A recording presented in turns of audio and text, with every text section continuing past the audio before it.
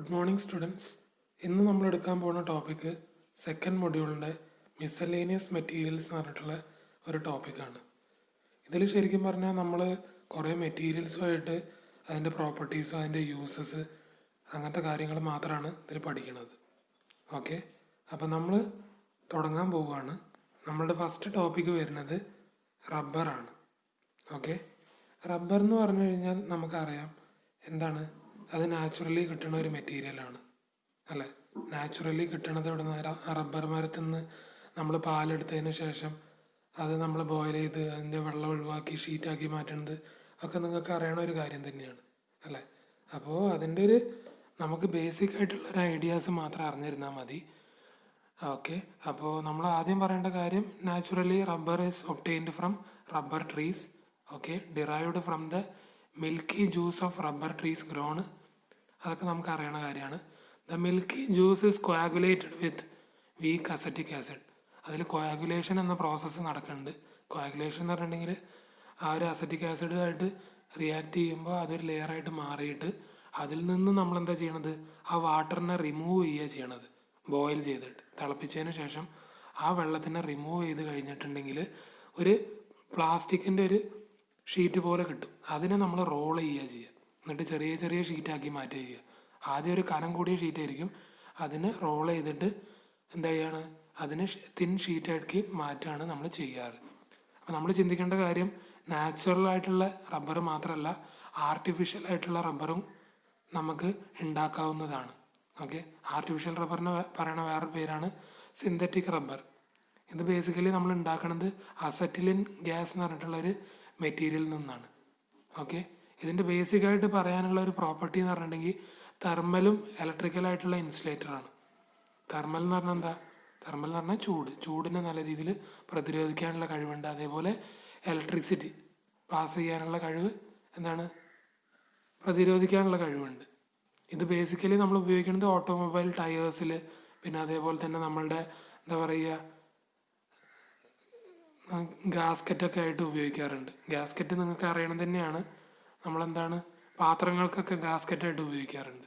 Okay, പിന്നെ manufacture of paint and adhesive. Adhesive എന്ന് പറഞ്ഞ ടോപ്പിക്ക് നമ്മൾ എടുക്കും, അപ്പോൾ കുറച്ചും കൂടി നിങ്ങൾക്ക് അതിനെക്കുറിച്ചുള്ള ഡീറ്റെയിൽസ് മനസ്സിലാവും. ഇനി നമ്മൾ രണ്ടാമത്തെ ടോപ്പിക്കിലേക്ക് പോവുകയാണ്. രണ്ടാമത്തെ ടോപ്പിക്കാണ് അബ്രേസീവ്. എന്താണ് അബ്രേസീവ് എന്ന് പറഞ്ഞു കഴിഞ്ഞാൽ, അബ്രേഷൻ എന്ന് നിങ്ങൾ കേട്ടിട്ടുണ്ടാവും. അബ്രേഷൻ എന്ന് പറഞ്ഞാൽ ഒരയുക.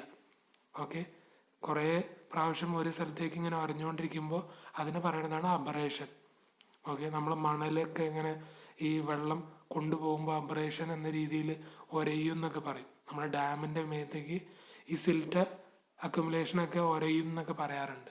അപ്പോൾ അതുതന്നെയാണ് സംഭവം. ഇപ്പോൾ നിങ്ങൾ ഫോർ എക്സാമ്പിളായിട്ട് പറയുകയാണെങ്കിൽ, ഇപ്പം നിങ്ങളുടെ ചുമരുകൾ നമ്മൾ പോളിഷ് ചെയ്ത ചുമരാണെങ്കിലും അതിലൊരു റഫ്നെസ് ഉണ്ടാവും. ആ റഫ്നെസ് ഒഴിവാക്കാൻ വേണ്ടിയിട്ടാണ് നമ്മൾ എന്ത് ചെയ്യാറ്, പുട്ടി അടിച്ചിട്ട് അതുമേ സാൻഡ് പേപ്പർ വെച്ചിട്ട് വരയ്ക്കുന്നത്. നിങ്ങൾ കണ്ടിട്ടുണ്ടാവും. ആ റഫ്നെസ് എന്തിനാണ്, അത് സ്മൂത്ത് ആക്കാൻ വേണ്ടിയിട്ടാണ് ആ ഒരു സർഫസ്. അപ്പോൾ അതും ഒരു തരത്തിലുള്ള അബ്രേസീവ് തന്നെ. ഓക്കെ, അപ്പോൾ the material use to polish rough surface. Okay, അപ്പോൾ പലതരത്തിലുള്ള അബ്രേസീവ്സ് ഉണ്ട്. ഹാർഡ് അബ്രേസീവ് ഉണ്ട്, സോഫ്റ്റ് അബ്രേസീവ് ഉണ്ട്, അതേപോലെ സിലീഷ്യസ് ആയിട്ടുള്ള അബ്രേസീവ്സ് ഉണ്ട്. ഹാർഡ് അബ്രേസീവ് എന്ന് പറഞ്ഞിട്ടുണ്ടെങ്കിൽ ഡയമണ്ടാണ് അതിൻ്റെ ബേസിക്കായിട്ട് എക്സാമ്പിളായിട്ട് വരുന്നത്. സോഫ്റ്റ് എന്ന് പറഞ്ഞാൽ ലൈമും മെറ്റാലിക് ഓക്സൈഡും. സിലീഷ്യസിന് വരുന്നതാണ് ക്വാർട്സും സാൻഡ് സ്റ്റോണും, നമ്മൾ സാൻഡ് പേപ്പറൊക്കെ ഇല്ലേ, അതൊക്കെയാണ് അബ്രേസീവ്സ് ആയിട്ട് വരുന്നത്. അപ്പോൾ നിങ്ങളോട് പിന്നെയും പറയുകയാണ്, നിങ്ങൾക്ക് ഇതിനെക്കുറിച്ച് ഡെപ്ത് ആയിട്ടുള്ള അറിവൊന്നും ആവശ്യമില്ല, ഒരു ബേസിക് ആയിട്ടുള്ള നോളജ് മാത്രം മതി എല്ലാ മെറ്റീരിയൽസിൻ്റെയും. ഇപ്പോൾ ഈ പറയുന്ന മെറ്റീരിയൽസിൽ നിന്ന് മാക്സിമം ഒരു 3 ക്വസ്റ്റ്യനെങ്കിലും എല്ലാ പ്രാവശ്യവും ഡിപ്ലോമ എക്സാമിന് ചോദിക്കാറുണ്ട്. ഓക്കെ, ഇനി അടുത്ത ടോപ്പിക്കിലേക്ക് പോവുകയാണ്. അതാണ് അഡ്ഹസീവ്. അഡ്ഹസീവ് എന്ന് പറഞ്ഞ ടേം നമ്മൾ ഡേ ടു ഡേ ലൈഫിൽ കുറേ പ്രാവശ്യം കേട്ടിട്ടുണ്ടാവും. നമ്മൾ ഗമ്മ് ഉപയോഗിക്കില്ലേ, അത് തന്നെയാണ് അഡ്ഹസീവ്. പക്ഷേ ഗമ്മെന്ന് നമ്മൾ പറയാറില്ല, എപ്പോഴും അഡ്ഹസീവ് എന്നാണ് പറയാറ്. അപ്പോൾ ഇത് ശരിക്കും എന്തിനാണ് ഉപയോഗിക്കുന്നത്, ഇത് ബേസിക്കലി ഉപയോഗിക്കുന്നത് എന്തിനാണെന്ന് വെച്ച് കഴിഞ്ഞാൽ ബൈൻഡ് ചെയ്യാൻ വേണ്ടിയിട്ട്. രണ്ട് സർഫസ് എന്ന് പറഞ്ഞിട്ടുണ്ടെങ്കിൽ 2 മെറ്റാലിക് സർഫസ് ആകാം, 2 വുഡൻ സർഫസ് ആകാം, അതേപോലെ പ്ലാസ്റ്റിക് സർഫസ് ആകാം, പിന്നെ ഗ്ലാസ്സുകളാകാം. ഒട്ടിപ്പിടിപ്പിക്കണം നിങ്ങൾ കണ്ടിട്ടുണ്ടാവും, പല ലെയറുകളായിട്ടുണ്ടാവും അല്ലേ. മരമാണെങ്കിലും പ്ലൈവുഡിൻ്റെ കഷ്ണം കണ്ടിട്ടുണ്ടാവും. വെനീർ എന്നൊക്കെ പറയും, പ്ലൈവുഡ് എന്ന് പറയും, ഹാർഡ് ബോർഡ് ഉണ്ട്, അങ്ങനെ പലതരത്തിലുള്ള ബോർഡുകളുണ്ട്. ഈ ബോർഡുകളൊക്കെ എങ്ങനെയാണ് ഉണ്ടാക്കുന്നത്? പല എന്താ പറയുക, പല ലെയറായിട്ടായിരിക്കും ഉണ്ടാവുക. ആ ലെയറുകൾ നമ്മൾ കൂട്ടി യോജിപ്പിക്കുക ചെയ്യണത്. നമ്മൾ ഗമ്മ് വെച്ചിട്ടുണ്ട്. ഈ ഗമ്മിന് പറയുന്ന പേരാണ് അഡേസീവ്. ഓക്കെ, അങ്ങനെ മെറ്റാലിക് ഉണ്ടാവും, പ്ലാസ്റ്റിക് ഉണ്ടാവും. ഇതിൻ്റെ ബൈൻഡിങ് പ്രോപ്പർട്ടീൻ്റെ മെയിനായിട്ടുള്ള കാരണം എന്ന് പറഞ്ഞിട്ടുണ്ടെങ്കിൽ അതിൻ്റെ മോളിക്യൂൾസ്, നമ്മൾ ഇൻ്റർമോളിക്യുലാർ മോളിക്യൂൾസ് തമ്മിലുള്ള ഒരു ഇൻ്റർലോക്കിംഗ് പ്രോപ്പർട്ടി കാരണമാണ്. ഇതിൻ്റെ ഇടയിലൊക്കെ കുറേ പോർസ് ഉണ്ടാവും. പോർ എന്ന് പറഞ്ഞാൽ എന്താ? വോയിഡുകൾ, ചെറിയ ചെറിയ. ഇപ്പം നമുക്കറിയാം എത്ര ലെവലായിട്ടുള്ള സർഫസ് ആണെങ്കിലും അത് നമ്മൾ ശരിക്കും പറഞ്ഞാൽ എന്താ പറയുക, നമ്മൾ മൈക്രോസ്കോപ്പ് വെച്ച് നോക്കിക്കഴിഞ്ഞാൽ അതിൻ്റെ ഉള്ളിൽ പല പ്രതലങ്ങളും ഉണ്ടാവും, ചെറിയ ചെറിയ ഗ്യാപ്പുകളുണ്ടാവും. ഈ ഗ്യാപ്പുകളുടെ ഉള്ളിലേക്ക് ഈ ഗമ്മ് അല്ലെങ്കിൽ ഈ അഡ്ഹസീവ് അതിൻ്റെ ഉള്ളിലേക്ക് കയറി ചെന്നിട്ട് 2 ലെയർ തമ്മിൽ കൂട്ടി എന്താ പറയുക ബൈൻഡ് ചെയ്യാനുള്ള പ്രോപ്പർട്ടീസ് ഈ ഒരു അഡ്ഹസീവ് പ്രൊവൈഡ് ചെയ്യും. ഓക്കെ, അപ്പോൾ അതിൽ നമ്മൾ പറയേണ്ടത് 2 തരത്തിലുള്ള അഡ്ഹസീവ്സ് ഉണ്ട്. ഒന്ന് നാച്ചുറൽ ആയിട്ടുള്ള അഡ്ഹസീവ് ഉണ്ട്, ഒന്ന് സിന്തറ്റിക് ആയിട്ടുള്ള അഡ്ഹസീവ്സ് ഉണ്ട്. നാച്ചുറൽ അഡ്ഹസീവ് എന്ന് പറഞ്ഞിട്ടുണ്ടെങ്കിൽ പണ്ട് കാലങ്ങളിലൊക്കെ നമുക്ക് എന്താ പറയുക ഗമ്മായിട്ട് ഉപയോഗിക്കാനുള്ള ഒരു മെറ്റീരിയൽ ഒന്നും ഉണ്ടായിരുന്നില്ല. അന്ന് നമ്മൾ എന്താ പറയുക, ഈ മൃഗങ്ങളുടെ എല്ലുകളൊക്കെ ഉണ്ടാവുമല്ലോ, ആ എല്ലൊക്കെ തിളപ്പിക്കും. നമ്മൾ സൂപ്പൊക്കെ ഉണ്ടാക്കുന്നുണ്ടാവും, എല്ലിൻ്റെ ഒക്കെ ആട്ടിൻകാല് സൂപ്പ് എന്നൊക്കെ പറഞ്ഞിട്ട് പലതരത്തിലുള്ള അങ്ങനത്തെ ഓരോ മെറ്റീരിയൽസ്, അതിൻ്റെ എന്താ പറയുക അനിമലിൻ്റെ പ്രോട്ടീൻ ഉപയോഗിച്ചിട്ടുള്ള ഗ്ലൂ ഉണ്ട്. പിന്നെ അതേപോലെ ഇവരുടെ രക്തം ഉപയോഗിച്ചിട്ട്, പണ്ട് കാലത്തെ ഇതാണ്, ഇപ്പോഴത്തെ അല്ല. ഓക്കെ, അപ്പോൾ അങ്ങനത്തെ പലതരത്തിലുള്ള മെറ്റീരിയൽസ്. അതേപോലെ നമ്മളുടെ വെജിറ്റബിളിൻ്റെ എന്താ പറയുക അതിൻ്റെ വേരുകൾ അല്ലെങ്കിൽ അതിൻ്റെ സ്റ്റാർച്ച്, ഈ പാലൊക്കെ ഉണ്ടാവില്ലേ, നിങ്ങൾ കണ്ടിട്ടുണ്ടാവും. ചില മരങ്ങൾ നമ്മളെന്താ പറയുക മുറിക്കണ സമയത്ത്, തോല് വെട്ടണ സമയത്ത് അതിൽ നിന്ന് പാലിങ്ങനെ ഒഴുകും. ആ പാലിൽ നിന്ന് വേണമെങ്കിലും നമുക്ക് എന്ത് ചെയ്തിട്ട് ഉപയോഗിക്കാൻ പറ്റും? അഡ്ഹസീവായിട്ട് ഉപയോഗിക്കാൻ പറ്റും. സിന്തറ്റിക് ആയിട്ടുള്ളതുണ്ട്. സിന്തറ്റിക് എന്ന് പറഞ്ഞാൽ ഫിനോൾ ഫോർമാൽഡിഹൈഡ്, പിന്നെ അതേപോലെ വിനൈൽ ഗ്ലൂ. ഇങ്ങനത്തെ 2 മെറ്റീരിയൽസാണ് ബേസിക്കലി അഡ്ഹസീവായിട്ട് ഉപയോഗിക്കാറ്. ഇനി നമുക്ക് അടുത്ത ടോപ്പിക്കിലേക്ക് പോവാം. അടുത്തതാണ് നമ്മളുടെ ആസ്ബസ്റ്റോസ്. നമ്മൾ ഡേ ടു ഡേ ലൈഫിൽ കാണുന്ന ഒരു മെറ്റീരിയലാണ് ആസ്ബസ്റ്റോസ് ഷീറ്റ് അല്ലേ. എങ്ങനെയാണ് അത് ഉണ്ടാവുക? ഒരു ഫൈബ്രസ് ആയിട്ടുള്ള മെറ്റീരിയലാണ് അല്ലേ. അതിൻ്റെ ഉള്ളിലേക്ക് നോക്കിക്കഴിഞ്ഞാൽ ആ സർഫസ് കാണുമ്പോൾ നമുക്ക് ഫൈബ്രസ് ആയിട്ട് തോന്നൂല. അതിങ്ങനെ മുറിക്കണ കഷ്ണമൊക്കെ കാണുമ്പോൾ നമുക്കറിയാം അതിൻ്റെ ഉള്ളിൽ കുറേ ഫൈബേഴ്സ് ഉണ്ട്. പിന്നെന്താണ്, അത് പലതരത്തിലുള്ള കളറിലുണ്ട്. വൈറ്റ് ഉണ്ട്, ഗ്രേ ഉണ്ട്, ബ്രൗൺ കളറിലുണ്ട്, അങ്ങനെ പലതരത്തിലുള്ള കളറുകളുണ്ട്. പിന്നെ ചിന്തിക്കേണ്ട കാര്യം എന്താ വെച്ചിട്ടുണ്ടെങ്കിൽ ഇത് ഇന്ത്യയിൽ മാനുഫാക്ചർ ചെയ്യണത് ഹൈ പ്രഷർ സ്റ്റീം ക്യൂറിങ് എന്ന പ്രോസസ്സിലൂടെയാണ്. ഹൈ പ്രഷറിൽ സ്റ്റീം ഉപയോഗിച്ചിട്ട് അതിൽ ക്യൂറിങ്, സ്റ്റീം ക്യൂറിങ് എന്ന് പറഞ്ഞാൽ എന്താ? ക്യൂറിങ് എന്ന് പറഞ്ഞാൽ എന്താ? വെള്ളം നനച്ചു കൊടുക്കുക. നമ്മളിത് പിന്നെയും കുറച്ച് മുന്നേ പഠിച്ചൊരു കാര്യമാണ്. കോൺക്രീറ്റിൽ ക്യൂറിങ് എന്ന പ്രൊസീജിയർ, നമ്മൾ വെള്ളം നനച്ചു കൊടുക്കുന്നത്. കോൺക്രീറ്റ് വർക്ക് ചെയ്തതിന് ശേഷം 2 ആഴ്ച 3 ആഴ്ചയോളം വെള്ളം അതിൻ്റെ മുകളിലേക്ക് എന്താണ് ചെയ്യണതിനെയാണ് ക്യൂറിങ് എന്ന് പറയുന്നത്. അപ്പോൾ ഇനി നമ്മൾ പറയാൻ പോകുന്നത് അതിൻ്റെ പ്രോപ്പർട്ടീസിനെ കുറിച്ച്. ആസ്ബസ്റ്റോസിൻ്റെ അതെന്താണ്? ഹൈലി റെസിസ്റ്റൻറ്റ് ടു ഹീറ്റാണ്. ഹീറ്റിനെ റെസിസ്റ്റ് ചെയ്യാനുള്ള നല്ല കപ്പാസിറ്റി ഉണ്ട്. അതേപോലെ good insulator of sound and electricity, സൗണ്ടിനെ കടത്തി വിടൂല. അതേപോലെ ഇലക്ട്രിസിറ്റീനെ കടത്തി വിടാനുള്ള കഴിവുകൾ അതിന് വളരെയധികം കുറവാണ്. അതൊക്കെ നല്ല ഒരു പ്രോപ്പർട്ടിയാണ്. പിന്നെ അതേപോലെ അൺഅഫക്റ്റഡ് ബൈ ആസിഡ്സ്, കൊറോഷനൊന്നും സംഭവിക്കാനുള്ള സാധ്യതകൾ വളരെ കുറവാണ്. പിന്നെ പറയേണ്ട കാര്യം എന്താ വെച്ചാൽ എക്കണോമിക്കലാണ്. ഓക്കെ, അത്ര ചിലവ് വരുന്നില്ല. പിന്നെ അതേപോലെ വർക്കബിളാണ്. വർക്കബിൾ എന്ന് പറഞ്ഞാൽ എന്താ? ഏത് ഷേപ്പിലേക്കാണോ നമുക്ക് മാറ്റിയെടുക്കേണ്ടത് ആ ഷേപ്പിലേക്ക് നമുക്ക് ഉപയോഗിക്കാൻ പറ്റും. കട്ട് ചെയ്തെടുക്കാൻ പറ്റും, കട്ട് ചെയ്യാൻ പറ്റും, ഡ്രില്ല് ചെയ്യാൻ പറ്റും. അതേപോലെ സ്ക്രൂവും ചെയ്യാൻ പറ്റും ഈ ഒരു ആസ്ബസ്റ്റോസ് ഷീറ്റ്. നിങ്ങൾ കണ്ടത് തന്നെയാണ്. ഈ പ്രോപ്പർട്ടീസൊക്കെ ശരിക്കും പറഞ്ഞാൽ നിങ്ങളുടെ മനസ്സിലുണ്ടാവും, പക്ഷെ എഴുതണ സമയത്ത് ഇത് കയ്യിൽ കിട്ടൂല. അപ്പോൾ അതാണ് പ്രശ്നം. അപ്പോൾ ചില വാക്കുകൾ ഓർത്ത് വെച്ചാൽ മതി. Resistant to heat, insulator of sound and electricity, unaffected by acids, economical, workable, അതേപോലെ ഈസിലി ഡ്രോൺ ഇൻ ടു ഏതാണോ ഷേപ്പിലേക്ക് വരേണ്ടത് അതേപോലത്തെ ആക്കിയെടുക്കാൻ പറ്റും. ഓക്കെ, ഇനി നമ്മൾ പറയാൻ പോണത് എന്താണ്? ആസ്ഫാൾട്ട് എന്നുള്ള ടോപ്പിക്കിനെ കുറിച്ചാണ്. ഓക്കെ, ആസ്ഫാൾട്ട് എന്ന് പറഞ്ഞു കഴിഞ്ഞാൽ എന്താണ്? അപ്പോൾ പലവർക്കും ഉള്ള ഒരു ഡൗട്ടാണ് ആസ്ഫാൾട്ട് എന്താണ്, ബിറ്റുമിൻ എന്താണ്. ഓക്കെ, ആസ്ഫാൾട്ട് എന്ന് പറഞ്ഞാലും ഒരു തരത്തിലുള്ള ഒരു ബിറ്റുമിൻ തന്നെയാണ്. ശരിക്കും പറഞ്ഞാൽ ഈ ബിറ്റുമിൻ എന്ന് പറഞ്ഞ മെറ്റീരിയൽ നമ്മൾ ഉണ്ടാക്കിയെടുക്കുന്നത് ഈ ആസ്ഫാൾട്ടിലൂടെയാണ്. ആസ്ഫാൾട്ട് എന്ന് പറഞ്ഞ മെറ്റീരിയലിലൂടെയാണ് ഈ ബിറ്റുമിൻ എന്ന് പറഞ്ഞ മെറ്റീരിയൽ എടുക്കുന്നത്. ഫ്രാക്ഷണൽ ഡിസ്റ്റിലേഷൻ എന്ന പ്രോസസ്സിലൂടെയാണ് നമ്മൾ എടുക്കുന്നത്. ഫോർ എക്സാമ്പിളായിട്ട് പറയുകയാണെങ്കിൽ നമുക്കറിയാം പെട്രോളിയം അല്ലേ. പെട്രോളിയം എന്ന് പറയുമ്പോൾ പലതരത്തിലുള്ള മെറ്റീരിയൽസ് ഉണ്ടല്ലോ. പെട്രോളിയം എന്ന് പറയുമ്പോൾ പെട്രോൾ ഉണ്ട്, ഡീസൽ ഉണ്ട്, ക്രൂഡ് ഓയിൽ ഉണ്ട്, കെറോസിൻ ഉണ്ട്, ഇങ്ങനത്തെ പല മെറ്റീരിയൽസ് ഉണ്ട്. ഈ മെറ്റീരിയൽസ് ഒക്കെ എങ്ങനെയാണ് എടുക്കുന്നത്?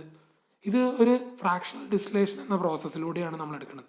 നമ്മൾ കണ്ടിട്ടുണ്ടാവും, നമ്മളെന്താ പറയുക, കടലിൽ ചില പ്ലാന്റുകളൊക്കെ ഉണ്ടാവും, അവിടെ നിന്നാണ് ഇവർ ഖനനം നടത്തിയിട്ട് ഓരോ ഈ മെറ്റീരിയൽസ് എടുക്കുന്നത്. എന്നിട്ട് അതിൽ ഒരു ഡിസ്റ്റിലേഷൻ എന്ന പ്രോസസ്സിലൂടെ കടത്തി വിടുമ്പോൾ പല സ്റ്റേജിൽ നിന്ന് വരുന്ന പല ബൈ പ്രോഡക്റ്റ് ആയിരിക്കും ഈ മെറ്റീരിയൽസൊക്കെ, പെട്രോൾ, ക്രൂഡ് ഓയിൽ, അങ്ങനെ മെറ്റീരിയൽസ്.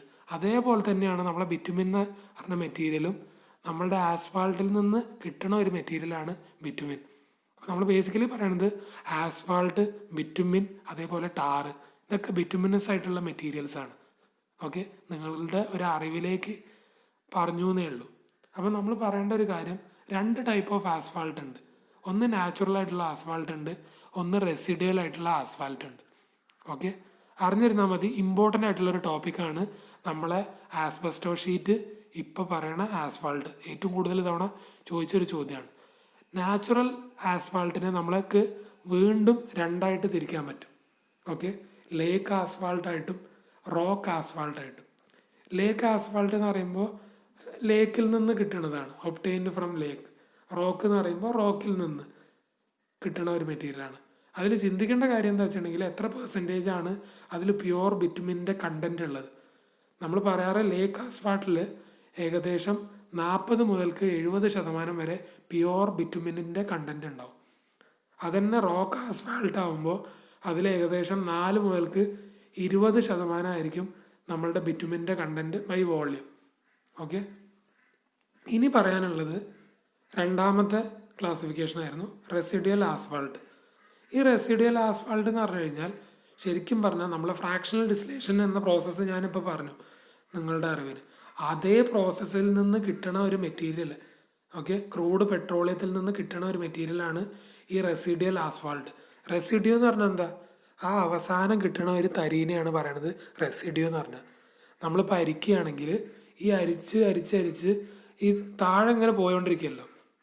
അരിപ്പയിൽ നിന്ന് അരിക്കുമ്പോൾ താഴെ ഇങ്ങനെ പോയോണ്ടിരിക്കും, പക്ഷെ മുകളിൽ ഇങ്ങനെ തങ്ങി നിൽക്കുന്ന ഒരു മെറ്റീരിയൽ ഉണ്ടല്ലോ, അതിനെയാണ് റെസിഡ്യൂ എന്ന് പറയുന്നത്. അപ്പോൾ അവസാനം കിട്ടുന്ന ആ റെസിഡ്യൂ, ഈ പെട്രോളിയത്തിൽ നിന്ന് നമ്മൾ ഫ്രാക്ഷണൽ ഡിസ്റ്റിലേഷൻ പ്രോസസ്സ് ചെയ്ത് കഴിഞ്ഞതിന് ശേഷം അവസാനം കിട്ടുന്ന ആ മെറ്റീരിയലിനെ പറയുന്ന പേരാണ് റെസിഡ്യുവൽ ആസ്ഫാൾട്ട്. ഓക്കെ, ഇനി നമുക്ക് അതിൻ്റെ യൂസസിലേക്ക് പോവാം. യൂസസ് എന്ന് പറഞ്ഞിട്ടുണ്ടെങ്കിൽ ഇതൊരു ഡാം പ്രൂഫ് കോഴ്സാണ്. ഡാംപ്നെസ് എന്ന് പറഞ്ഞാൽ എന്താ? ഡാംപ് എന്ന് പറഞ്ഞു കഴിഞ്ഞാൽ നമ്മളുടെ നനവുണ്ടല്ലോ, നനവിനെ പ്രതിരോധിക്കാനുള്ള കെൽപ്പ്. ഓക്കെ, നനവിനെ പ്രതിരോധിക്കാനുള്ള കെൽപ്പ് എന്ന് പറഞ്ഞു കഴിഞ്ഞാൽ എന്താ അർത്ഥം? അതൊരു വാട്ടർ റിപ്പല്ലൻ്റ് ലെയറാണ്. ഓക്കെ, ഡാം പ്രൂഫ് കോഴ്സ് എന്ന് പറഞ്ഞിട്ടുണ്ടെങ്കിൽ നമ്മളുടെ ഫൗണ്ടേഷൻ ലെവലിലൊക്കെ നമ്മൾ കോൺക്രീറ്റ് ചെയ്യും അല്ലേ, കോൺക്രീറ്റ് ചെയ്യും. എന്തിനു വേണ്ടിയിട്ടാണ്? നനവ് ഉള്ളിലേക്ക് കടത്തി വിടാതിരിക്കാൻ. നമ്മളുടെ ഒരു നമ്മളുടെ ഫൗണ്ടേഷനിൽ നിന്ന് നനവ് മുകളിലേക്ക് വരാൻ പാടില്ല. മുകളിലേക്ക് വന്നു കഴിഞ്ഞാൽ എന്ത് സംഭവിക്കും? സ്വാഭാവികമായിട്ട് ചെതൽ പിടിക്കാനുള്ള സാധ്യത ഉണ്ട്. ഓക്കെ, ചെതൽ പിടിച്ചതിന് ശേഷം എന്താ സംഭവിക്കുക? സ്വാഭാവികമായിട്ട് നമ്മളെ കൺസ്ട്രക്ഷൻ മെറ്റീരിയൽ ഫെയിലിയർ സംഭവിക്കും. അപ്പോൾ നമ്മളെ ഫുൾ ഫൗണ്ടേഷൻ സെറ്റിൽ ചെയ്യാനുള്ള സാധ്യത ഉണ്ട്, സെറ്റിൽമെൻറ്റ് സംഭവിക്കും.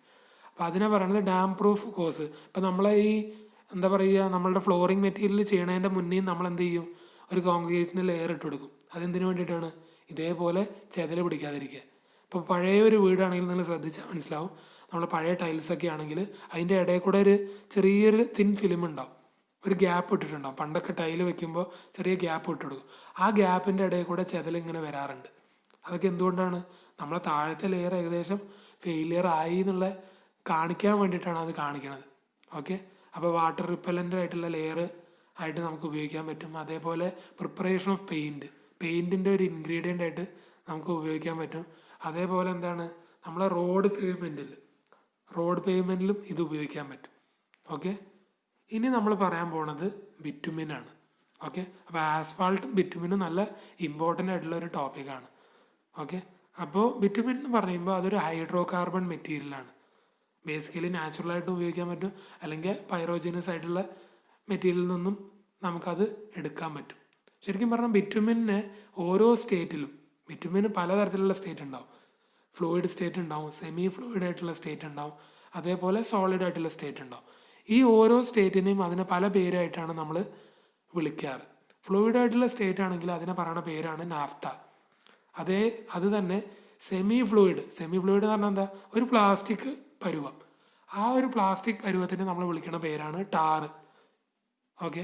അതേപോലെ തന്നെ സോളിഡ് ആയിട്ടുള്ള മെറ്റീരിയൽ ആണെങ്കിൽ അതിനെ പറയുന്ന പേരാണ് ബിറ്റുമിൻ. ഓക്കെ. അപ്പോൾ ഫ്ലൂയിഡ് ആണെങ്കിൽ അതിനെ നാഫ്ത എന്ന് വിളിക്കും, സോളിഡ് ആണെങ്കിൽ അതിനെ ബിറ്റുമിൻ എന്ന് വിളിക്കും. അതേപോലെ സെമി ഫ്ലൂയിഡ് ആണെങ്കിൽ അതിനെ വിളിക്കുന്ന പേരാണ് ടാറ്. അപ്പം നിങ്ങൾക്ക് ഏകദേശം ഒരു ഡൗട്ട് നമുക്ക് എപ്പോഴും, ഇപ്പം ഞങ്ങളാണെങ്കിൽ പോലും എനിക്കാണെങ്കിൽ പോലും ഒരു ഡൗട്ട് വരുന്ന കാര്യമാണ് ഈ ഒരു ടോപ്പിക് എടുക്കുമ്പോൾ. എന്താണ് ആസ്ഫാൾട്ട്, ബിറ്റുമിൻ? ശരിക്കും പറഞ്ഞാൽ ഇതൊക്കെ ഒരേ മെറ്റീരിയൽ തന്നെയാണ്, വലിയ വ്യത്യാസങ്ങളൊന്നുമില്ല. ഓക്കെ. അപ്പോൾ ഇത് ബേസിക്കലി ഉപയോഗിക്കുന്നത് ബിറ്റുമിൻ എവിടേക്കാണ് ഉപയോഗിക്കുക നമ്മൾക്കറിയാം. ടാർ എവിടെ ഉപയോഗിക്കുക? റോഡിൽ ഉപയോഗിക്കും, പെയിൻറ്റിൽ ഉപയോഗിക്കും, അതേപോലെ റൂഫിങ്ങിൽ ഉപയോഗിക്കും, ഡാം പ്രൂഫ് കോഴ്സ് എന്ന രീതിയിൽ. നമ്മളെ ആസ്ഫാൾട്ട് പറഞ്ഞ പോലെ തന്നെയാണ് ബിറ്റുമിൻ്റെയും യൂസസ് വരുന്നത്. ഒരു കാര്യം പഠിച്ചു കഴിഞ്ഞാൽ നമുക്ക് രണ്ട് കാര്യം ശരിക്കും പറഞ്ഞാൽ നിങ്ങളുടെ ക്വസ്റ്റ്യൻ പേപ്പറിൽ ചോദിക്കുക 2 മെറ്റീരിയലായിട്ടാണ് ചോദിക്കുക. ഓക്കെ. ആ 2 മെറ്റീരിയൽ 8 മാർക്കിനൊക്കെ ചോദിക്കുക. ചിലപ്പോൾ ഒരു മെറ്റീരിയൽ ചോദിക്കാം, അത് 6 മാർക്കിനായിരിക്കാം. ചിലപ്പോൾ 2 മെറ്റീരിയലായിട്ട് 8 മാർക്ക് 9 മാർക്കിനൊക്കെ ചോദിച്ചിട്ടുണ്ട്. അപ്പോൾ അതുകൊണ്ടാണ് കൂടുതൽ സ്ട്രെസ്സായിട്ട് പറയണത്. ഇനി നമ്മൾ പറയാൻ പോകുന്ന ടോപ്പിക്കാണ് കോർക്ക്. കോർക്ക് എന്ന് പറഞ്ഞു കഴിഞ്ഞാൽ നിങ്ങൾക്കൊക്കെ അറിയണത് തന്നെയാണ് അല്ലേ. നമ്മളെ ഈ കുപ്പീൻ്റെ മുകളിൽ നമ്മൾ കോർക്ക് ഉപയോഗിക്കും അല്ലേ, ഒരു സ്റ്റോപ്പർ എന്ന രീതിയിൽ ചെറിയ ചെറിയ കോർക്കിൻ്റെ കഷ്ണങ്ങളുണ്ടാവും. ഇത് ശരിക്കും ഡിറൈവ് ചെയ്യണത് അല്ലെങ്കിൽ ഇത് എടുക്കണത് എവിടെ നിന്നാന്ന് വെച്ചിട്ടുണ്ടെങ്കിൽ bark of oak tree. Bark എന്ന് പറഞ്ഞാൽ എന്താ, നമ്മൾ പഠിച്ചതാണ് ടിമ്പറിൽ. ആ ഔട്ടർ മോസ്റ്റ് ലെയറിനെയാണ് ബാർക്ക് എന്ന് പറയുക. ഔട്ടർ മോസ്റ്റ് മാത്രമാണോ? ഇന്നർ ബാർക്കും ഉണ്ട്, ഔട്ടർ ബാർക്കും ഉണ്ട്. ഇന്നർ ബാർക്ക് എന്ന് പറഞ്ഞാൽ ശരിക്കും പറഞ്ഞാൽ ഇന്നർ ബാർക്കിന് ഒരു എന്താ പറയുക, കേടുപാടുകളും പറ്റാൻ പാടില്ല എന്ന് പറയാം. ഔട്ടർ ബാർക്കിന് ചില സമയത്ത് പൊട്ടി പോകാനും സാധ്യത ഉണ്ട്, എന്നാലും ഇന്നർ ബാർക്ക് പൊട്ടാൻ പാടില്ല. അപ്പോൾ ക്യാമ്പിയം ലെയറിന് എന്താ പറയുക, ക്യാമ്പിയം ലെയർ ഒരിക്കലും എക്സ്പോസ് ആവാൻ പാടില്ല. വെറുതെ പറഞ്ഞു എന്നേ ഉള്ളൂ ഈ ഒരു ടോപ്പിക്ക് പറഞ്ഞപ്പോൾ. അപ്പോൾ ഈ ഓക്ക് ട്രീയിൽ നിന്നാണ് കിട്ടണത്, അതിൻ്റെ ബാർക്കിൽ നിന്ന് കിട്ടുന്ന ഒരു മെറ്റീരിയലാണ് കോർക്ക് എന്ന് പറഞ്ഞത്. അത് ശരിക്കും പറഞ്ഞാൽ ഏത് രീതിയിൽ വേണമെങ്കിലും നമുക്ക് ഈർന്നെടുക്കാൻ പറ്റും. ഒരു എന്താ പറയുക, ഒരു ഡിഫിക്കൽട്ടിയും ഇല്ലാത്ത രീതിയിൽ എന്താ പറയുക, അത് ഈർന്നെടുക്കാൻ പറ്റും. ഈർക്കണേനെയാണ് നമ്മൾ എന്താ പറയുക, സോൺ എന്ന് പറയുക. SAWN, can be cut zone without any difficulty. Okay. ഇനി ഇതിൻ്റെ പ്രോപ്പർട്ടീസ് പറയുമ്പോൾ ഇതൊരു നല്ല ഇൻസുലേറ്ററാണ്, സൗണ്ടിൻ്റെയും ഇലക്ട്രിസിറ്റീൻ്റെയും നല്ലൊരു ഇൻസുലേറ്ററാണ്. അതേപോലെ മോയ്സ്ചറിനെയും ഹീറ്റിനെയും ഇത് അഫക്റ്റ് ചെയ്യൂല. അതുകൊണ്ടാണല്ലോ നമ്മൾ സ്റ്റോപ്പറായിട്ട് ഉപയോഗിക്കുന്നത്. ശരിക്കും ഇപ്പോൾ നമ്മളുടെ എന്താണ് സ്റ്റോപ്പറായിട്ട് ഉപയോഗിക്കുമ്പോൾ നിങ്ങൾ കണ്ടിട്ടുണ്ടാവും അല്ലേ, അതിനെ ഈസി ആയിട്ട് കംപ്രസ് ചെയ്യാൻ പറ്റും. കംപ്രസ് ചെയ്യാൻ പറ്റും എന്ന് പറഞ്ഞാൽ അതിൻ്റെ സൈസ് ചിലപ്പോൾ കുറച്ച് കൂടുതലായിരിക്കും, പക്ഷെ ബോട്ടിലിൻ്റെ സൈസ് കുറച്ച് കുറവാണെങ്കിൽ അത് നമുക്ക് ഉള്ളിൽ തള്ളി കയറ്റാൻ പറ്റും. അതുകൊണ്ടാണ് ഇതിന് പറയുന്നത് ഈസിലി കംപ്രസബിൾ. ഓക്കെ. ഇത് ബേസിക്കലി ഉപയോഗിക്കുന്നത് ബോട്ടിൽ സ്റ്റോപ്പറായിട്ടാണ്. അതേപോലെ കോർക്ക് ഷീറ്റ് ഉപയോഗിക്കാറുണ്ട്. കോർക്കിൻ്റെ ഷീറ്റും ബോർഡായിട്ടൊക്കെ ഇത് നമുക്ക് ഈർന്നെടുക്കാൻ പറ്റും. അതേപോലെ ഇത് എന്താണ് ബേസിക്കലി നമ്മൾ ക്രിസ്ത്യൻ ചർച്ചുകളിലൊക്കെ ഫ്ലോർ കവറിങ് ആയിട്ട് ഉപയോഗിക്കാറുണ്ട്. ഓക്കെ. ഇത് ഞാൻ ഒന്നും കൂടി പറയുകയാണ്, ഈ ഒരു ക്വസ്റ്റ്യനാണ് കഴിഞ്ഞ പ്രാവശ്യത്തെ ഡിപ്ലോമ എക്സാമിന് ചോദിച്ച ഒരു ചോദ്യം. കോർക്കിൻ്റെ പ്രോപ്പർട്ടീസും യൂസസും, ഒരു 3 പ്രോപ്പർട്ടീസും 3 യൂസസും എഴുതി കഴിഞ്ഞാൽ 8 മാർക്കിനാണ് ചോദിച്ചത് കോർക്ക്. അപ്പോൾ അതുകൊണ്ട് ശരിക്കും പറഞ്ഞാൽ ഞാൻ കോർക്കൊന്നും എടുക്കാറില്ല, കോർക്ക് പറഞ്ഞു പോകാറേ ഉള്ളൂ. പക്ഷെ എന്താണെന്ന് വെച്ചിട്ടുണ്ടെങ്കിൽ ഒരു ടോപ്പിക്കും നമുക്ക് വെറുതെ വിടാൻ പറ്റൂല എന്ന് പറയുമല്ലോ, ആ ഒരു സാഹചര്യമാണ്. ഞാനിപ്പോൾ ഏകദേശം 8 or 9 മെറ്റീരിയൽസിനെ കുറിച്ചാണ് ഡിസ്കസ് ചെയ്യാൻ പോണത്. അതിൽ നിന്ന് ചുരുങ്ങിയത് 3 or 4 ടോപ്പിക്ക് ഉറപ്പായിട്ടും ചോദിക്കും. ഓക്കെ. അപ്പോൾ അടുത്ത ടോപ്പിക്കിലേക്ക് പോവുക. അടുത്തതാണ് plaster of Paris. Plaster of Paris എന്ന് പറഞ്ഞു കഴിഞ്ഞാൽ ഇത് ബേസിക്കലി നമ്മൾ മാനുഫാക്ചർ ചെയ്യണത് ജിപ്സം എന്ന മെറ്റീരിയലിലൂടെയാണ്. ജിപ്സം നമുക്കറിയാം എന്തായിട്ടായിരുന്നു ഉപയോഗിച്ചിരുന്നത്, റിട്ടാർഡറായിട്ട് ഉപയോഗിച്ചിരുന്നു. എവിടെ? സിമെൻറ്റിൻ്റെ കേസിൽ അല്ലേ. നിങ്ങൾക്ക് അറിയണ്ടാവും അതിൻ്റെ സെറ്റിംഗ് ടൈം എന്താ പറയുക, കൂട്ടാൻ വേണ്ടി എന്ന് പറഞ്ഞാൽ എന്താണ്, പെട്ടെന്ന് സെറ്റാവും. ജിപ്സം കൂടി ആഡ് ചെയ്ത് കഴിഞ്ഞാൽ അത് സാവധാനേ സെറ്റാവുള്ളൂ. അപ്പോൾ ഈ ജിപ്സം എന്ന മെറ്റീരിയലിൽ നിന്നാണ് നമുക്ക് എന്ത് കിട്ടുന്നത്, പ്ലാസ്റ്റർ ഓഫ് പാരീസ് കിട്ടുന്നത്. ശരിക്കും പറഞ്ഞാൽ ജിപ്സത്തിൻ്റെ എന്താണ് കെമിക്കൽ ഫോർമുല എന്ന് പറഞ്ഞിട്ടുണ്ടെങ്കിൽ CaSO4.2H2 ആണ്. ആ 2H2O നമ്മൾ എന്തായിട്ട് അതിൻ്റെ ഹാഫ് ആക്കി മാറ്റും. ഹാഫ് എന്ന് പറഞ്ഞിട്ടുണ്ടെങ്കിൽ 2 ഉള്ളത് നേരെ 1/2 ആയിട്ട് മാറും. ഹാഫല്ല, അതിൻ്റെ 1/4% മാറും. ആ CaSO4.2H2 പറയുന്ന പേരാണ് എന്ത്? Plaster of Paris. നിങ്ങൾക്ക് അറിയാൻ വേണ്ടി പറഞ്ഞതാണ്. ഇതൊക്കെ ചെറിയ ക്ലാസ്സിൽ പഠിക്കുന്ന കാര്യമാണ്, ജനറൽ ആയിട്ടുള്ള കാര്യമാണ്. അപ്പോൾ പ്ലാസ്റ്റർ ഓഫ് പാരീസിൻ്റെ കാര്യം പറയുമ്പോൾ നമുക്ക് അറിയണ കാര്യമാണ്. നമ്മൾ എവിടെയാണ് ഉപയോഗിക്കാറ്? നമുക്ക് എന്തെങ്കിലും പൊട്ടലോ എല്ലിന് എന്തെങ്കിലും പൊട്ടൽ വരുമ്പോൾ ആ ഒരു സ്ഥലത്ത് നമ്മൾ എന്ത് ചെയ്യും? മാവ് ഇടാറുണ്ട്. പ്ലാസ്റ്റർ ഓഫ് പാരീസിൻ്റെയൊക്കെയാണ് ഇട്ട് കൊടുക്കാറ്. അപ്പോൾ നമ്മളെന്താ ചെയ്യുക? ഈ പ്ലാസ്റ്റർ ഓഫ് പാരീസ് എന്ന് പറഞ്ഞ പൊടിയിൽ നമ്മൾ വെള്ളം കലർത്തും. വെള്ളം കലർത്തി കഴിയുമ്പോൾ അതൊരു പേസ്റ്റായിട്ട് മാറും. ഈ പേസ്റ്റ് നമ്മൾ എവിടെയാണോ നമ്മളുടെ ബോണിന് എന്തെങ്കിലും ഫ്രാക്ചർ സംഭവിക്കുന്നത് അവിടെ നമ്മൾ പുരട്ടുക ചെയ്യും. അതെന്ത് ചെയ്യും? കുറച്ച് നേരം കഴിയുമ്പോൾ അത് സെറ്റാവും. അതേപോലെ ഒരു എന്താ പറയുക 1-2 മണിക്കൂർ കഴിയുമ്പോൾ അത് നല്ല കട്ടിയായിട്ട് മാറും. സ്ട്രെങ്ത് നല്ല കൂടും, നല്ലൊരു മരക്കഷ്ണം പോലെയാവും അല്ലേ? അപ്പോൾ അങ്ങനെ ആവുകയാണെങ്കിൽ പോലും അത് വെള്ളമായിട്ട് കൂടുതൽ എന്താ പറയുക എക്സ്പോഷർ സംഭവിക്കാൻ പാടില്ല. എന്താ വെച്ചിട്ടുണ്ടെങ്കിൽ അതിൻ്റെ സ്ട്രെങ്ത് കുറയുന്ന പറയുക. അതെന്താ സോല്യൂബിളാണ് വിത്ത് റെസ്പെക്ട് ടു മോയ്സ്ചർ എന്നാണ് പറയാറ്. ഇത് ബേസിക്കലി നമ്മൾ ഉപയോഗിക്കുന്നത് ഇൻറ്റീരിയർ ഡെക്കറേഷനൊക്കെയാണ്. ഈ പ്ലാസ്റ്റർ ഓഫ് പാരീസിൻ്റെ ജിപ്സം വർക്കൊക്കെ നിങ്ങൾ കണ്ടിട്ടുണ്ടാവും. അതേപോലെ ഓർണമെൻ്റൽ സീലിംഗ്, അതേപോലെ ഇൻഡോർ വർക്കിലൊക്കെയാണ് ബേസിക്കലി ഉപയോഗിക്കുന്നത് ഈ പ്ലാസ്റ്റർ ഓഫ് പാരീസ് എന്ന് പറഞ്ഞ മെറ്റീരിയൽ. ഇനി അടുത്ത ടോപ്പിക്കാണ് തെർമോക്കോൾ. എന്താണ് തെർമോക്കോൾ എന്ന് പറഞ്ഞാൽ? ശരിക്കും ഈ പേര് വരാനുള്ള കാരണം എന്ന് പറഞ്ഞാൽ അതൊരു ട്രേഡ് നെയിമാണ്. ഓക്കെ, ഒരു എക്സ്പാൻഡബിൾ ആയിട്ടുള്ള പോളിസ്റ്ററിൻ്റെ ട്രേഡ് നെയിമായിട്ടാണ് ബേസിക്കലി ഈ തെർമോക്കോൾ എന്ന് പറയാനുള്ള കാരണം. അല്ലാതെ അതിന് പ്രത്യേകിച്ച് പേര് വരാൻ ഒരു പ്രത്യേകമായിട്ട് ഒരു കാരണമൊന്നുമില്ല. പിന്നെ പറയേണ്ട കാര്യം, ഇതൊരു അട്രാക്റ്റീവ് അപ്പിയറൻസ് ആണ്. സ്നോ വൈറ്റ് കളറാണ് ഇതിന് ബേസിക്കലി ഉണ്ടാവുന്നത്. അതേപോലെ ഷോക്ക് റെസിസ്റ്റിംഗ് പ്രോപ്പർട്ടീസ് ഉണ്ട്. ഷോക്ക് റെസിസ്റ്റിംഗ് എന്ന് പറഞ്ഞാൽ എന്താ?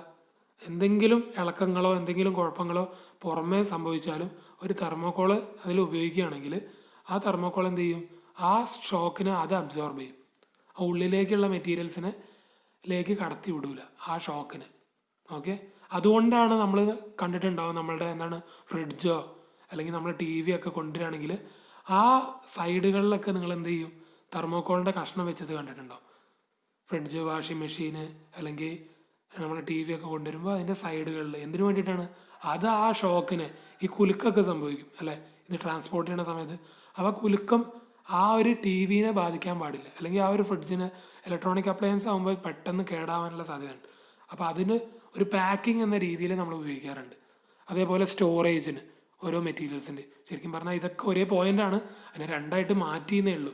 യൂസ് ഇൻ കോൾഡ് സ്റ്റോറേജ്, അതേപോലെ പാക്കേജിങ് മെറ്റീരിയലായിട്ട്. ഓക്കെ, പിന്നെ thermal conductivity. Okay, thermal conductivity എന്ന് പറഞ്ഞാൽ എന്താണ്? നമ്മളെ ഹീറ്റിനെ കടത്തിവിടാനുള്ള കഴിവ്. ഓക്കെ, ഇനി അടുത്ത ടോപ്പിക്കിലേക്ക് പോവാം. ഗ്ലാസ് ആണ് ഏറ്റവും കൂടുതൽ ഇമ്പോർട്ടൻ്റ് ആയിട്ട് ഏറ്റവും കൂടുതൽ തവണ ചോദിച്ച ഒരു ചോദ്യമാണ് glass. Different types of glass എന്ന് ചോദിക്കാറുണ്ട്, ചിലപ്പോൾ ഗ്ലാസ് എന്ന് പറഞ്ഞ് ചോദിക്കാറുണ്ട്. അപ്പോൾ നിങ്ങൾ ഈ ഒരു ടോപ്പിക്കിൽ ഏറ്റവും കൂടുതൽ ഇമ്പോർട്ടൻസിൽ പഠിക്കേണ്ട കുറച്ച് കാര്യങ്ങളുണ്ട്. അതിൽ ആദ്യത്തേതാണ് ഗ്ലാസ്, അത് കഴിഞ്ഞ് ആസ്ബസ്റ്റോസ്, പിന്നെ ആസ്ഫാൾട്ട്, ബിറ്റുമിൻ, കോർക്ക്, പിന്നെ എന്താണ് ഇതൊക്കെ എന്താ വെച്ചാൽ മാറി മാറിയാണ് ചോദിക്കാറ്. അതുകൊണ്ട് ഏതാണെന്ന് പറയാൻ പറ്റില്ല. തെർമോക്കോളൊന്നും അത്ര ഇമ്പോർട്ടൻ്റ് ആയിട്ടുള്ള ടോപ്പിക്കല്ല. പ്ലാസ്റ്റർ ഓഫ് പാരീസും ഇതുവരെ അത്ര ചോദിച്ചിട്ടില്ല. പക്ഷേ ഈ അബ്രേഷന്, ഈ റബ്ബർ, അഡ്ഹസീവ്, ഇതൊക്കെ മാറി മാറി ഓരോ ചോദ്യ പേപ്പറിലും മാറി മാറി ചോദിക്കാറുണ്ട്. ഓക്കെ, അപ്പോൾ ഗ്ലാസിനെ കുറിച്ച് പറയുമ്പോൾ ഇത് ശരിക്കും പറഞ്ഞിട്ടുണ്ടെങ്കിൽ ഒരു മിക്സ്ചറാണ്. എന്തിൻ്റെയൊക്കെ മിക്സ്ചറാണ്? Calcium silicate, potassium silicate, iron silicate, ഇങ്ങനത്തെ പല സിലിക്കേറ്റ് ആയിട്ടുള്ള മെറ്റാലിക് ആയിട്ടുള്ള സിലിക്കേറ്റ്സിൻ്റെ ഒരു മിക്സ്ചറിനെയാണ് നമ്മൾ എന്ത് പറയണത്? ഗ്ലാസ് എന്ന് പറയണത്. ഓക്കെ, അതൊരു ഹാർഡ് സബ്സ്റ്റൻസ് ആണ്. അത് സോളിഡായിട്ട് നിൽക്കുകയാണെങ്കിൽ അതൊരു ഹാർഡ് സബ്സ്റ്റൻസ് ആണ്. അതേപോലെ തന്നെ ഇതിന് ലൈറ്റിനെ കടത്തി വിടാനുള്ള കഴിവുണ്ട്. അബ്സോർബ് ചെയ്യും, റിഫ്രാക്റ്റ് ചെയ്യും, പിന്നെ റിഫ്ലക്റ്റ് ചെയ്യും, ട്രാൻസ്മിറ്റ് ചെയ്യും, അങ്ങനത്തെ ഒക്കെ ഓരോ കഴിവുണ്ട്. അപ്പം ഗ്ലാസ് ട്രാൻസ്പാരൻറ്റ് മാത്രമായിരിക്കുമോ? അല്ല, അത് ട്രാൻസ്ലൂസൻ്റ് ആയിട്ടുള്ള ഒരു മെറ്റീരിയലും കൂടിയാണ് ഈ ഗ്ലാസ് എന്ന് പറഞ്ഞു കഴിഞ്ഞാൽ. അത് നമ്മൾ ഏത് രീതിയിലാണോ ചെയ്തെടുക്കുന്നത് ആ രീതിയിൽ നമുക്ക് മോൾഡ് ചെയ്തെടുക്കാൻ പറ്റും. ഓക്കെ, ഏത് രീതിയിലാണോ ഫാബ്രിക്കേറ്റ് ചെയ്യേണ്ടത് ആ രീതിയിൽ നമുക്ക് ഫാബ്രിക്കേഷൻ ചെയ്യാൻ പറ്റും. അതേപോലെ ഇത് എയറും വാട്ടറുമായിട്ട് എന്താ അത് കാരണം കൊണ്ട് അത് അഫക്റ്റ് ചെയ്യൂല. ഓക്കെ, പക്ഷേ ഇതിൻ്റെ ഒരു മെയിൻ പ്രശ്നം എന്ന് വെച്ചിട്ടുണ്ടെങ്കിൽ അതിൻ്റെ എക്സ്പാൻഷനാണ്. എക്സ്പാൻഷൻ പ്രോപ്പർട്ടി എന്ന് പറഞ്ഞു കഴിഞ്ഞാൽ നമ്മളെ ഈ കാലാവസ്ഥ മാറുന്നതിനനുസരിച്ച് ചിലപ്പോൾ തണുപ്പ് കൂടി കഴിഞ്ഞാൽ ചിലപ്പോൾ ഗ്ലാസ് പൊട്ടാനുള്ള സാധ്യതയുണ്ട്. അത് എക്സ്പാൻഡ് ചെയ്യാനുള്ള ഒരു ടെൻഡൻസി ഉണ്ട്. അപ്പോൾ അത് കാരണം അത് പൊട്ടും പെട്ടെന്ന്. നമ്മൾ ചില സ്ഥലത്തൊക്കെ കണ്ടിട്ടുണ്ടാവും. ഓക്കെ, അതേപോലെ ലോ തെർമൽ കണ്ടക്ടിവിറ്റിയാണ്. പിന്നെ ബ്രിട്ടിൽ എന്ന് പറഞ്ഞാൽ എന്താ? പൊട്ടാനുള്ള സാധ്യത. ഓക്കെ, താഴെ വീണാൽ പൊട്ടാനുള്ള ഒരു സാധ്യത. അത്രയും എന്താ പറയുക, ഹാർഡല്ല, ബ്രിട്ടിലായിട്ടുള്ളൊരു മെറ്റീരിയലാണ്. ഓക്കെ, ഇനി നമ്മൾ പറയാൻ പോകുന്നതാണ് ക്ലാസിഫിക്കേഷൻ ഓഫ് ഗ്ലാസ്. ഇത് നിങ്ങൾ മനപ്പാടാക്കി വെക്കണം. ഓക്കെ, ഇത് എപ്പോഴും ഇമ്പോർട്ടൻ്റ് ആയിട്ടുള്ള കാര്യമാണ്. നിങ്ങളുടെ കോമ്പറ്റേറ്റീവ് എക്സാം ആണെങ്കിലും ഏതൊരു കാര്യത്തിൽ, നിങ്ങളെ ലെറ്റ് എക്സാം ആണെങ്കിലും, ഇപ്പോൾ പലവരും ഇപ്പോൾ എന്താ പറയുക തേർഡ് ഇയർ കഴിയുമ്പോൾ ലെറ്റ് എക്സാം ഒക്കെ എഴുതാറുണ്ട്. അതിലൊക്കെ ചോദിക്കുന്ന ഒരു ചോദ്യമാണ് ഈ ഗ്ലാസിൻ്റെ ടൈപ്സ്. ഓക്കെ, അപ്പോൾ ആദ്യം നമ്മൾ പറയാൻ പോകുന്നത് സോഡാ ലൈം ഗ്ലാസ് ആണ്. സോഡാ ലൈം ഗ്ലാസ് എന്ന് പറഞ്ഞു കഴിഞ്ഞിട്ടുണ്ടെങ്കിൽ സോഫ്റ്റ് ഗ്ലാസ് ആണ്. നമുക്ക് സുഖമായിട്ട് ഓർത്ത് വയ്ക്കാൻ പറ്റും. സോഡ SO, അപ്പോൾ soft glass SO, soft glass ആണ്. ഇതിൻ്റെ മിക്സ്ചർ എന്ന് പറഞ്ഞു കഴിഞ്ഞാൽ സോഡിയം സിലിക്കേറ്റും അതേപോലെ കാൽഷ്യം സിലിക്കേറ്റും. ഈ കാൽഷ്യം സിലിക്കേറ്റ് അവിടെ കോൺസ്റ്റൻ്റ് ആണ്. അത് നിങ്ങൾക്ക് അടുത്തത് പറയുമ്പോൾ മനസ്സിലാവും. സോഡിയം സിലിക്കേറ്റ് ആണ് അതിൽ മാറുന്നത്. ഓക്കെ, ആ ഒരു മെറ്റീരിയൽ മാറിക്കൊണ്ടിരിക്കും. സോഡ അല്ലേ, SOD, അപ്പോൾ സോഡിയം സിലിക്കേറ്റ്. കാൽഷ്യം സിലിക്കേറ്റ് അവിടെ തന്നെ നിൽക്കട്ടെ. ഓക്കെ, ഇങ്ങനെ ഈ 2 പോയിന്റ് ഓർത്തിരിക്കുക. സോഫ്റ്റ് ഗ്ലാസ് ആണ്, ഇതിന് പറയുന്ന ഒരു പേരാണ് സോഫ്റ്റ് ഗ്ലാസ്. അതേപോലെ തന്നെ ഇതിൻ്റെ മിക്സ്ചർ ഓഫ് സോഡിയം സിലിക്കേറ്റും കാൽഷ്യം സിലിക്കേറ്റാണ്. ഇനി പൊട്ടാഷ് ലൈം ഗ്ലാസ് ആണ് രണ്ടാമത് പറയണത്. പൊട്ടാഷ് ലൈം എന്ന് പറയുമ്പോൾ മറ്റേത് സോഫ്റ്റ് ഗ്ലാസ് ആണെങ്കിൽ ഇത് എന്തായിരിക്കും, ഹാർഡ് ഗ്ലാസ് ആയിരിക്കും സ്വാഭാവികമായിട്ടും. അതേപോലെ തന്നെ ഇതൊരു മിക്സ്ചറാണ്. എന്തിൻ്റെ മിക്സ്ചറാണ്? പൊട്ടാഷ്, POT അല്ലേ സ്റ്റാർട്ട് ചെയ്യണത്, അപ്പോൾ പൊട്ടാഷ്യം സിലിക്കേറ്റ്. ഓക്കെ, അതിൻ്റെ ഒപ്പം തന്നെ എന്തുണ്ട്, കാൽഷ്യം സിലിക്കേറ്റ്. ഞാൻ പറഞ്ഞല്ലോ അവിടെ കോൺസ്റ്റൻ്റ് ആയിട്ടുള്ളൊരു മെറ്റീരിയലാണ് കാൽഷ്യം സിലിക്കേറ്റ് എന്ന് പറഞ്ഞത്. അത് ഇതിനു വേണ്ടിയിട്ടാണ്. രണ്ടിലും കാൽഷ്യം സിലിക്കേറ്റ് ഉണ്ട്, പക്ഷെ മാറുന്നത് ഏതാണ്, സോഡിയം സിലിക്കേറ്റും പൊട്ടാഷ്യം സിലിക്കേറ്റും. ഇനി അടുത്തത് വരുന്നതാണ് potash lead glass. Potash lead glass, ഇതിനെ പറയുന്ന വേറൊരു പേരാണ് flint glass. Okay, FLINT, flint glass. ഇത് എന്തിൻ്റെയൊക്കെ മിക്സ്ചറാണ്? ഇത് ബേസിക്കലി പറഞ്ഞു കഴിഞ്ഞാൽ നിങ്ങൾക്ക് ഓർത്തിരിക്കാനും സുഖമാണ്. പൊട്ടാഷ്യം സിലിക്കേറ്റ്, അതിൽ നിന്ന് മനസ്സിലായി. പിന്നെ ലെഡ് എന്നും പറയുന്നുണ്ട്, അപ്പോൾ ലെഡ് സിലിക്കേറ്റ്. ഈ രണ്ടിൻ്റെയും മിക്സ്ചറാണ് എന്ത്, പൊട്ടാഷ് ലെഡ് ഗ്ലാസ് എന്ന് പറഞ്ഞു കഴിഞ്ഞാൽ. ഇത് ബേസിക്കലി നമ്മൾ ഉപയോഗിക്കുന്നത് നമ്മളുടെ ലെൻസിനൊക്കെയാണ്. ഓക്കെ, നമ്മളെ ലെൻസ്, പ്രിസം, ആ രീതിയിലുള്ള മെറ്റീരിയൽസിനൊക്കെ വേണ്ടിയിട്ടാണ് നമ്മൾ ഈ പൊട്ടാഷ് ലെഡ് ഗ്ലാസ് ഉപയോഗിക്കുന്നത്. ഓക്കെ, ഇനി നാലാമത് പറയേണ്ടതാണ് കോമൺ ഗ്ലാസ്. ഇതും ഒരു തരത്തിലുള്ള ഫ്ലിൻറ്റ് ഗ്ലാസ് ആണ്. നിങ്ങൾ എന്താണെന്ന് അതിനെ കുറിച്ചുള്ള അറിവൊന്നും ആവശ്യമില്ല. ഓക്കെ, കോമൺ ഗ്ലാസ് എന്തിൻ്റെയൊക്കെ മിക്സ്ചറാണ്? ഏകദേശം എല്ലാത്തിൻ്റെയും ഒരു മിക്സ്ചറാണ് അല്ലേ. നമ്മളെ സോഡിയം സിലിക്കേറ്റ്, കാൽഷ്യം സിലിക്കേറ്റ്, അതേപോലെ അയൺ സിലിക്കേറ്റ്, ഇതിൻ്റെയൊക്കെ മിക്സ്ചറായിട്ടാണ് ഈ ഒരു കോമൺ ഗ്ലാസ് എന്ന് പറയുന്നത്. ഇത് ബേസിക്കലി നമ്മൾ ഉപയോഗിക്കുന്നത് എവിടെയാണെന്ന് ചോദിച്ചു കഴിഞ്ഞാൽ ബോട്ടിൽ, നമ്മൾ മെഡിസിൻ്റെ ബോട്ടിലുണ്ടല്ലോ, അതിന് വേറെ തന്നെയാണ് അതിൻ്റെ ഒരു ക്യാരക്ടറിസ്റ്റിക് അല്ലേ. പുറമേക്ക് അത് പോകാൻ പാടില്ല, അതേപോലെ ലീക്ക് ആവാൻ പാടില്ല, അതേപോലെ പെട്ടെന്നൊന്നും പൊട്ടാനും പാടില്ല. അങ്ങനത്തെ ബോട്ടിൽസൊക്കെയാണ് നമ്മൾ എന്തിനു ഉപയോഗിക്കാറ്, മെഡിസിൻ സ്റ്റോർ ചെയ്ത് വെക്കാൻ ഉപയോഗിക്കാറ്. ആ സ്റ്റോർ ചെയ്യണ ഗ്ലാസ് നമ്മൾ ഉപയോഗിക്കുന്നത് ഈ കോമൺ ഗ്ലാസ് എന്നുള്ള മെറ്റീരിയൽ ഉപയോഗിച്ചുകൊണ്ടാണ്. ഓക്കെ, അപ്പോൾ ഇതാണ് നമ്മളുടെ ഈ ഒരു സെക്കൻഡ് മൊഡ്യൂളിൻ്റെ ഒരു സെക്കൻഡ് ലാസ്റ്റ് ആയിട്ടുള്ള ടോപ്പിക്ക്. അടുത്ത ക്ലാസ്സിൽ നമുക്കൊരു ചെറിയ ടോപ്പിക്കും കൂടി ഉണ്ട്, വുഡൻ മെറ്റീരിയൽസ്. അത് കഴിഞ്ഞാൽ അപ്പം തന്നെ നമുക്ക് തേർഡ് മൊഡ്യൂളിലേക്ക് കടക്കാൻ പറ്റും. സെക്കൻഡ് മൊഡ്യൂൾ നമ്മൾ ഒഫീഷ്യലി ഇന്ന് തീർന്നു എന്ന് പറയാൻ പറ്റും. അതൊരു 2 മിനിറ്റിൻ്റെ ക്ലാസ്സും കൂടി ഉള്ളൂ. അതും കൂടി കഴിഞ്ഞാൽ സെക്കൻഡ് മൊഡ്യൂൾ കഴിഞ്ഞു. അപ്പോൾ ഈ ഒരു നോട്ട് നിങ്ങൾ എത്രയും പെട്ടെന്ന് എഴുതുക. ഏറ്റവും ഇമ്പോർട്ടൻ്റ് ആയിട്ടുള്ള ടോപ്പിക്കാണ്. അതുകൊണ്ട് വീണ്ടും വീണ്ടും പറയാം, ഈ സെക്കൻഡ് മൊഡ്യൂൾ എന്ന് പറഞ്ഞാൽ ചെറിയൊരു ടോപ്പിക്കേ ഉള്ളൂ, അത്ര വലിയതൊന്നുമില്ല. പെയിൻറ്റ് പഠിച്ചു, വാർണിഷ് പഠിച്ചു, അതിൻ്റെ ഒപ്പം നമ്മളെ എന്താണ് പ്ലാസ്റ്റിക് പഠിച്ചു അല്ലേ. പ്ലാസ്റ്റിക്കും പോളി സെറ്റിംഗ് പ്ലാസ്റ്റിക്കും, അങ്ങനെ 2 തരത്തിലുള്ള പ്ലാസ്റ്റിക്കുകൾ നമ്മൾ പഠിച്ചു അല്ലേ. പിന്നെ ഏതാ പഠിച്ചത്, ഫൈബർ റീഇൻഫോഴ്സ്ഡ് പ്ലാസ്റ്റിക് പഠിച്ചു, PVC പഠിച്ചു. പിന്നെ ഇപ്പോൾ പഠിച്ചത് ഈ മെറ്റീരിയൽസാണ്, മിസ്സലേനിയസ് ആയിട്ടുള്ള മെറ്റീരിയൽസ്. അപ്പോൾ ഇതിലൊരു ഡൗട്ടും ഇല്ല എന്ന് പ്രതീക്ഷിക്കുന്നു. ഡൗട്ടുകൾ ഉണ്ടെങ്കിൽ നിങ്ങൾക്ക് നേരിട്ട് ചോദിക്കാവുന്നതാണ്. പേഴ്സണലായിട്ട് മെസ്സേജ് അയക്കാം, അല്ലെങ്കിൽ ഗ്രൂപ്പിലും ചോദിക്കാവുന്നതാണ്.